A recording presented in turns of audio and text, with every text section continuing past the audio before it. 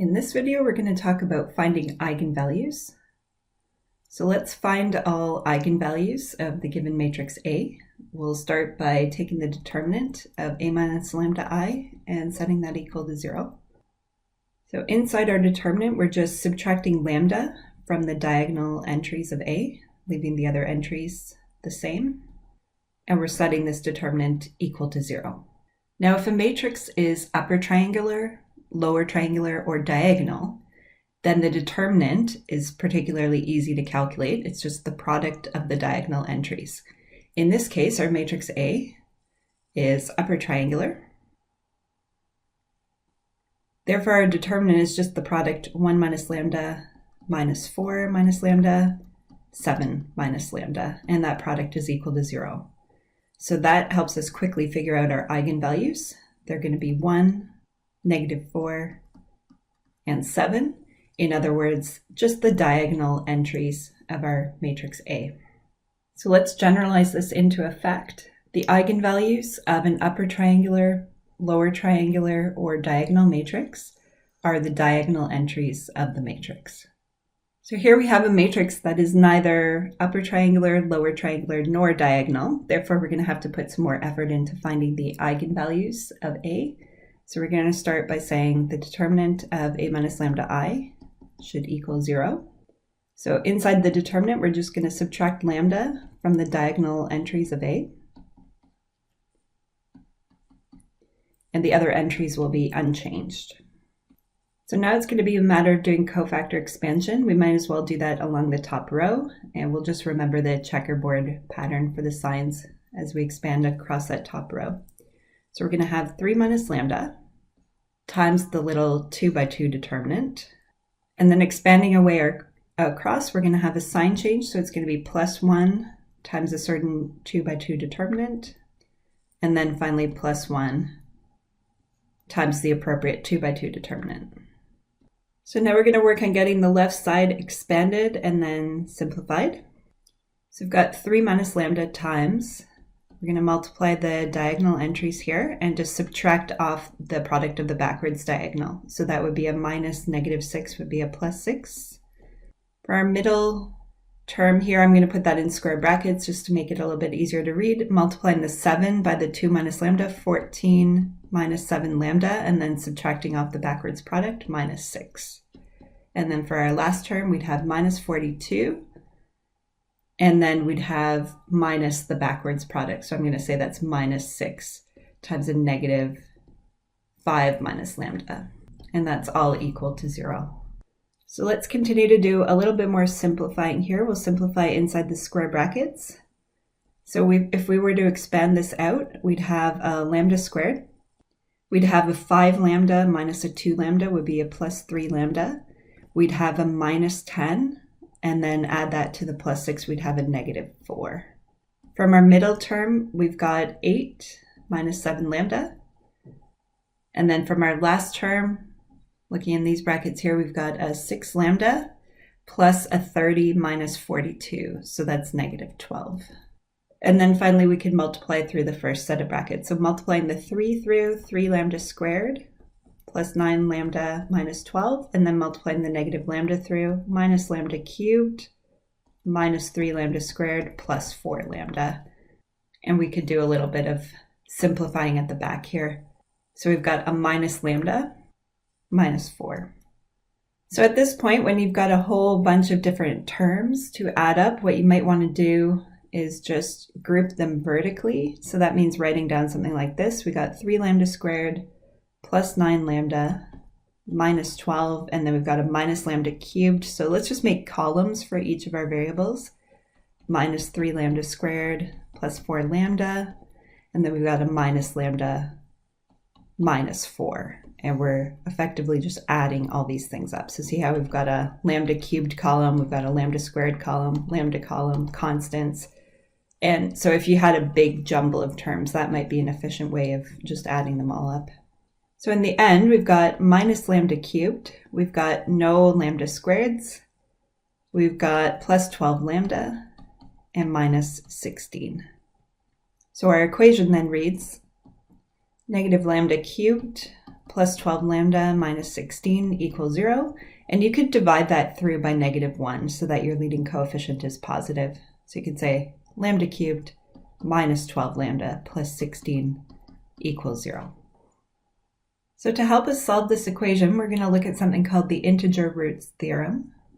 So the integer roots theorem says if a polynomial has integer coefficients and the leading coefficient is 1, then any integer roots divide the constant term. So let's take a look at our polynomial, which we've got up at the top of the screen. So yep, our coefficients are all integers. Yes, our leading coefficient here is a 1, so that's good. And that tells us that any integer roots divide the constant. So any integer roots divide into 16.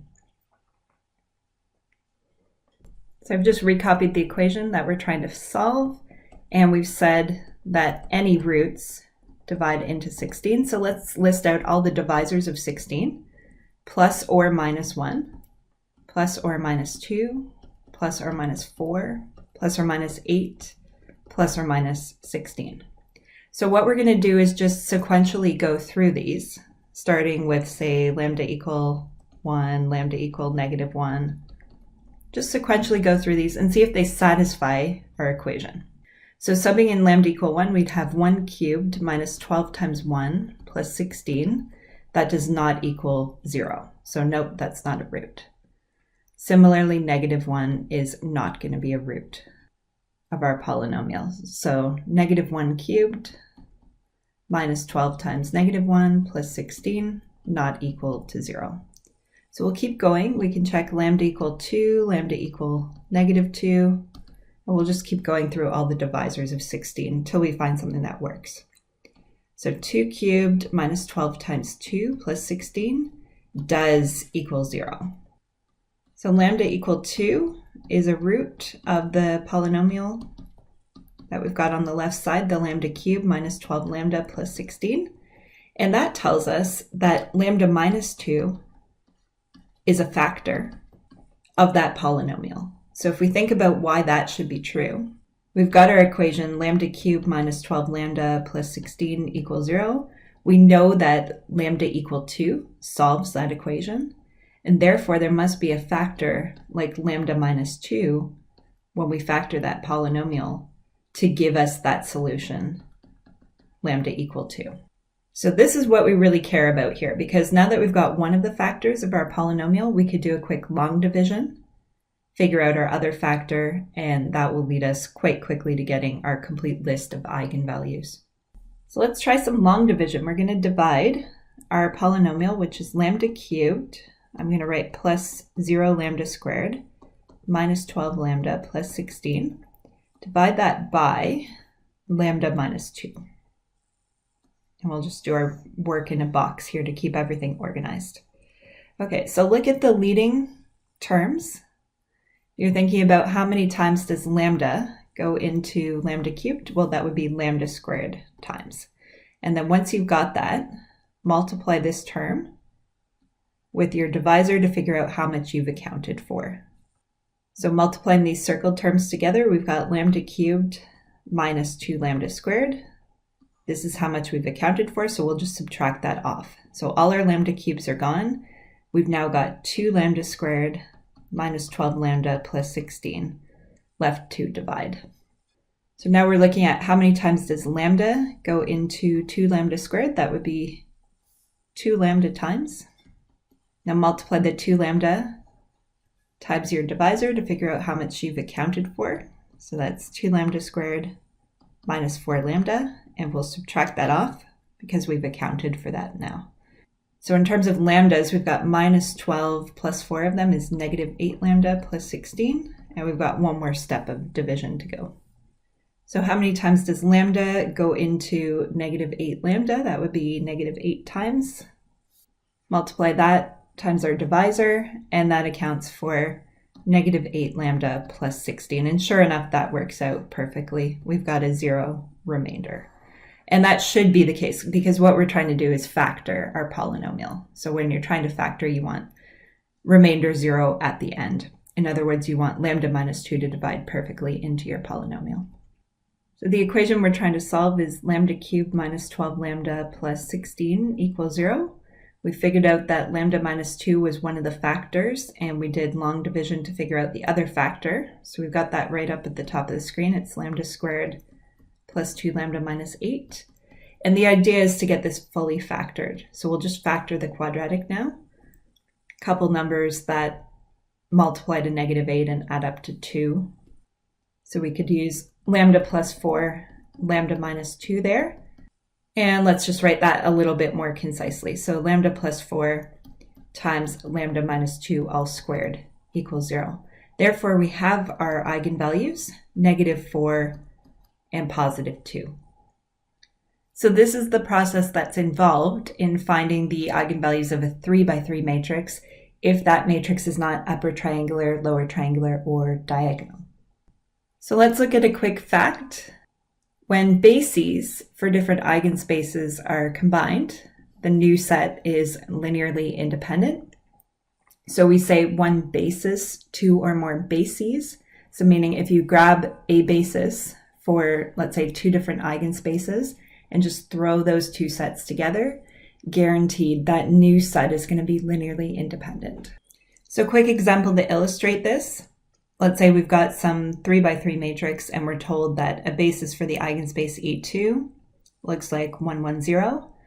Basis for the eigenspace E-4 is 0, 1, 1. The idea is that we can combine these two bases together into a single set and guarantee that new set is going to be linearly independent. And that would be true even if, say, the basis for E2 had two different vectors. Then when we threw the vectors together, we'd have three vectors in the final set. Again, guaranteed that new set is going to be linearly independent. So we're going to use this in section 4.4. We'll just store it away for now. Now, three definitions that are going to be useful for us. The characteristic equation of a matrix A is this equation that we solve when we're trying to find eigenvalues. So it's the determinant of A minus lambda I equals 0. That's called the characteristic equation. The algebraic multiplicity of an eigenvalue is the exponent on the relevant factor in the characteristic equation. So we'll do an example in a moment just to see what that means, but let's think algebraic multiplicity has something to do with an exponent. Geometric multiplicity of an eigenvalue is the number of basis vectors in the eigenspace. All right, so let's do an example, practice this idea, especially of algebraic multiplicity and geometric multiplicity. So let's say that A is a 5x5 matrix. And let's say we're told the determinant of A minus lambda I looks like this. So you could say the characteristic equation of A is what you get when you take that polynomial and you just set it equal to 0. Now we're given a little bit of information about the eigenspaces. We're told that a basis for E7 has a single vector in it. We don't know what that vector looks like. And we're told that a basis for E9 has two vectors in it. So we know that we have just two eigenvalues for this matrix. We can see that from the characteristic equation of A. If you went ahead and solved this highlighted equation, you'd have lambda equals 7, lambda equal 9. So just two eigenvalues for this matrix.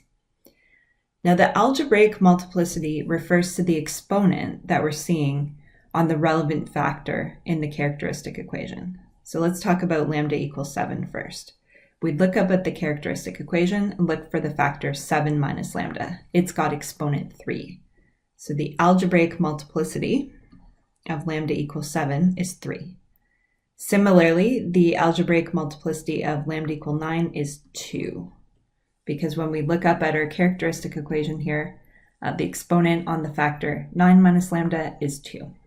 So algebraic multiplicity, just the exponents coming from the characteristic equation. Now the geometric multiplicity has to do with the eigenspaces. We're actually looking at a basis for the eigenspaces and just talking about how many basis vectors are there in each basis. So we can see in E7, there's just a single basis vector. So the geometric multiplicity for lambda equals 7 is 1.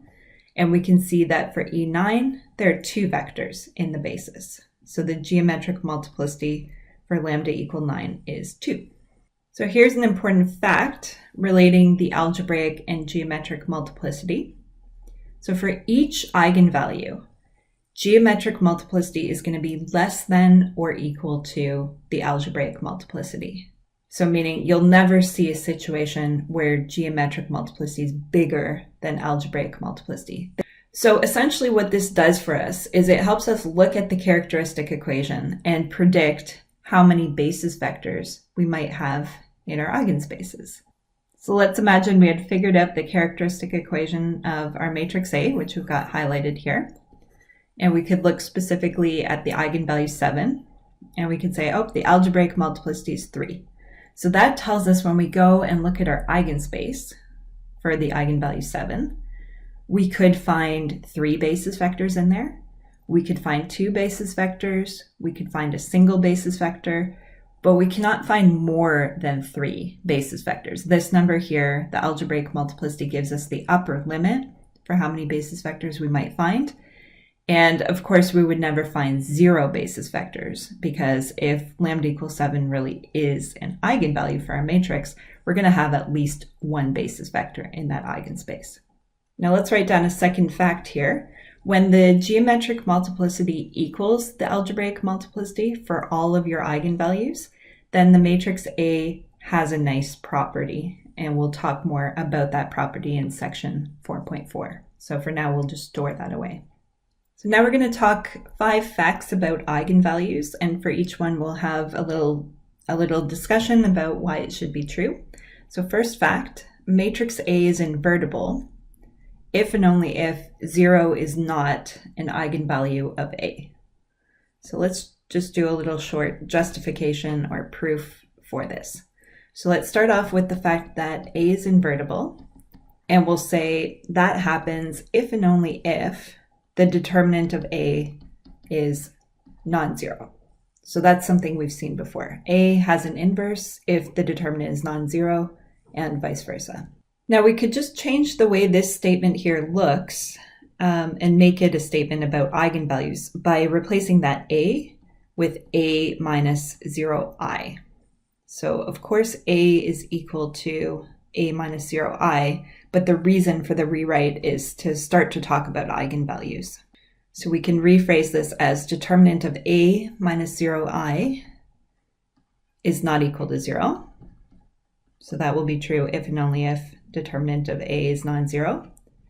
And then let's just write over on the side here what it means for the determinant of A minus lambda I to equal 0. That's the same thing as saying lambda is an eigenvalue of A.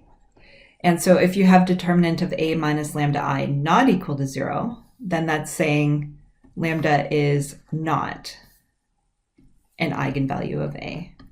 So therefore, our last statement here is saying 0 is not an eigenvalue of A. So there we go. Matrix A is invertible if and only if 0 is not an eigenvalue of A. Second fact about eigenvalues, if matrix A is invertible and AX equals lambda X, then X is an eigenvector of A inverse with eigenvalue 1 over lambda.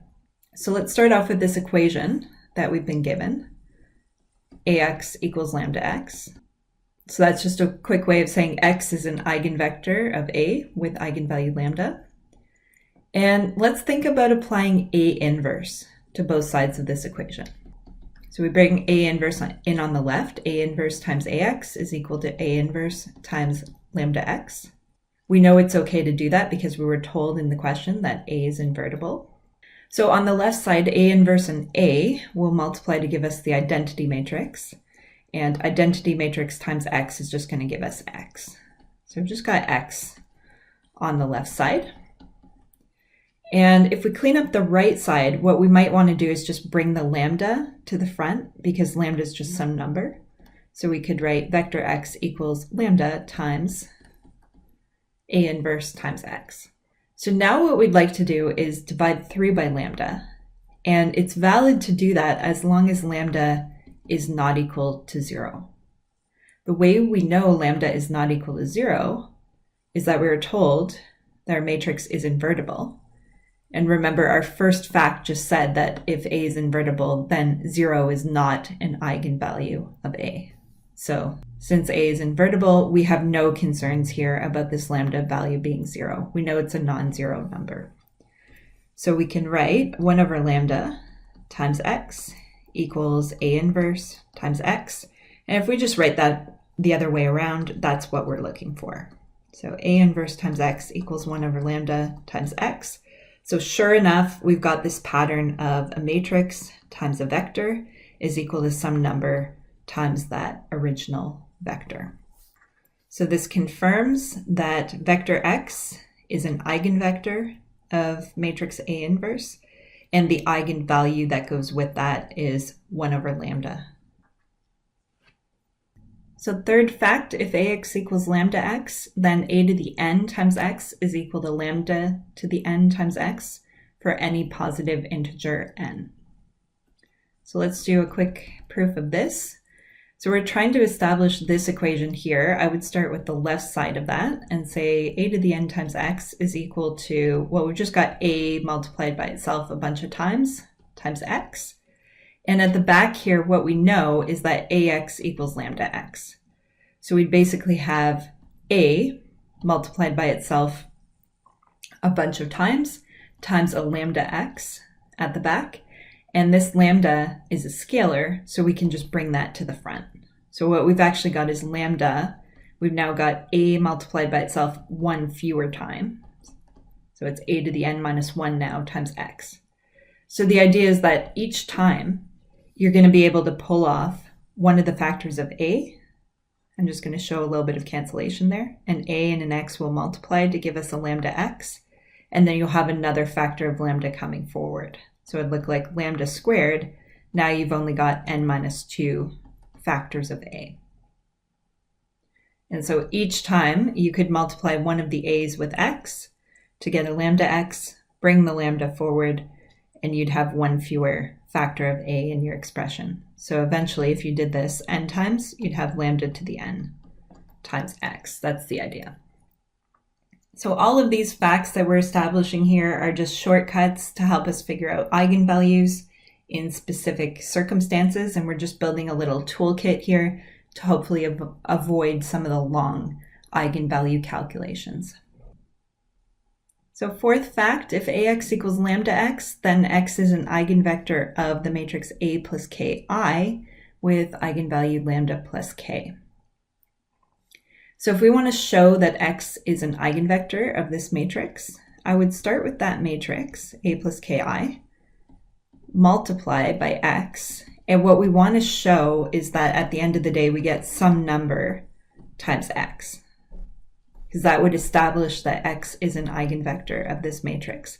And specifically, we know what we want the number to be because we're told we want the eigenvalue to be lambda plus k. So we know at the end of the calculation we're trying to get lambda plus k times x. If we can do that, then we've established the statement in the question. So let's try to just do a bit of algebra here to make this happen. We can distribute to get ax plus kix. We're told that ax equals lambda x, so we can replace that first term with lambda x. And for the second term here, we know that I times x is just equal to x. So we've really got a kx here. Oh, and sure enough, we're able to move from this step to this step just by doing a little bit of factoring. So there we go. K could be any real number.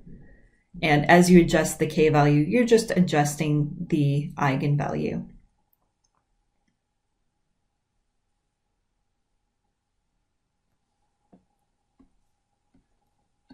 So last of our 5 facts about eigenvalues, let's suppose that matrix A has eigenvectors v1 through vm corresponding to some known eigenvalues, lambda 1 through lambda m. So this formula tells us that if we take a power of A times a linear combination of our eigenvectors, then we get a linear combination of things that look like this. You've got your eigenvalue to the power k, whatever power k you used over here, times your eigenvector. So you have a linear combination of those things. So a couple of comments to make this a little bit easier to understand. First of all, let's say this is a generalization of fact 3. So let's go back and remember what fact 3 was. Fact 3 said if you take the nth power of a matrix times an eigenvector, then you just get that power of your eigenvalue coming out in front of your eigenvector. So we're basically generalizing that where now we no longer just have a single eigenvector. On the left side, we've actually got a linear combination of eigenvectors. So therefore, we have a linear combination of things that look like lambda to the k times our eigenvector. And second comment that's going to make this a little bit easier to understand and work with is that the coefficients are preserved. So whatever coefficients you're using in your linear combination on the left side, you're just using those exact same coefficients on the right side. All right, let's see if we can put this fact into practice with an example. So we're told that A is a 2x2 matrix with known eigenvalues and eigenvectors. The eigenvalues are -2 and 3. The eigenvectors that go with those are given. What we want to do is find A cubed times some essentially randomly chosen vector 11, 2. So notice that 11, 2 right now has nothing to do with our eigenvectors. So the first step of this problem would be to take this vector 11, 2 and write it as a linear combination of our eigenvectors. So let's let it be C1 times 1, 2 plus C2 times 2, -1, because the idea is that if we can write this as a linear combination of our eigenvectors, then we can use that fact 5 that we just talked about to solve the problem. So this part here is just going to be a matrix calculation. C1 and C2 are the variables. We will fill the vectors into the columns. So C1 times 1, 2 plus C2 times 2, -1 is going to equal 11, 2, and we'll just put that into our REF. So you can check if you do this that the value of C1 comes out to 3 and the value of C2 comes out to 4. All right, so let's rewrite our equation. We now know that the vector 11, 2 is the same thing as 3 times one of the eigenvectors plus 4 times the other eigenvector. So I would say that's sort of the first half of the calculation. Now let's go back to the problem and try to figure out what we're doing. We're trying to find A cubed times this vector. Okay, so second part of the problem is to say A cubed times 11, 2 is the same thing as A cubed times 3 times 1, 2 plus 4 times 2, -1.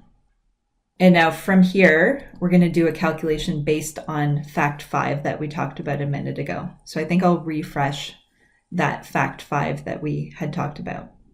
So fact 5 told us what to do if we had a power of a matrix times a linear combination of eigenvectors. So in this case, we've just got 2 eigenvectors in that linear combination, and specifically our power of A is 3. So I think I'll write this down for the specific case that we're in. So fact 5 tells us, well, we are going to have a linear combination on the right side. So these coefficients will just be hanging out there. So let's write lambda 1 cubed times our eigenvector. Okay, that's coming from applying A times A times A to our eigenvector. We get lambda 1 cubed times our eigenvector. And similarly over here, we'd have lambda 2 cubed times our eigenvector. So this is just a generalization of the fact that if you take A cubed times your eigenvector, you are going to get lambda cubed times your eigenvector. So let's fill in this formula on the right side. So our coefficients are preserved. They're still going to be 3 and 4. And I'm just going to write 3 times lambda 1 cubed times V1 plus 4 times lambda 2 cubed times V2. So I've just recopied our eigenvalues and eigenvectors on the left here so that we can fill everything in. So we've got 3 times -2 cubed times our first eigenvector, which was 1, 2, plus 4 times the cube of our second eigenvalue, so 3 cubed, times the eigenvector 2, -1, and then from there it's just a little bit of algebra to finish up. So our constant here, 3 times -8 gives us -24 times our first eigenvector, plus we've got 27 times 4, so 108 times our second eigenvector. So final answer is the vector 192, -156. So that gave us a way of calculating a cubed times some randomly chosen vector without even knowing the matrix A. We just had information about the eigenvalues and eigenvectors. So we have practiced finding eigenvalues the long way using cofactor expansion, and we've seen a variety of facts that allow us to calculate eigenvalues quickly in specific circumstances. So that's our video on finding eigenvalues. Thanks for watching.